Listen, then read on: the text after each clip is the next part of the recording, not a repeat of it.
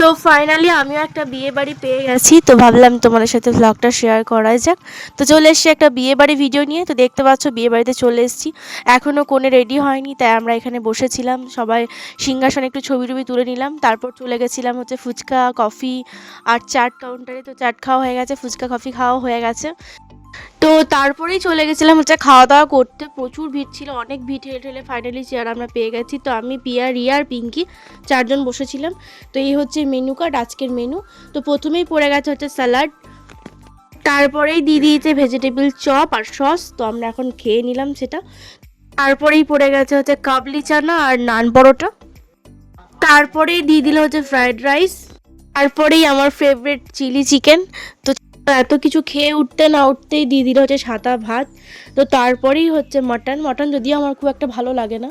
তারপরে হচ্ছে রাবড়ি আইসক্রিম, হাজমোলা।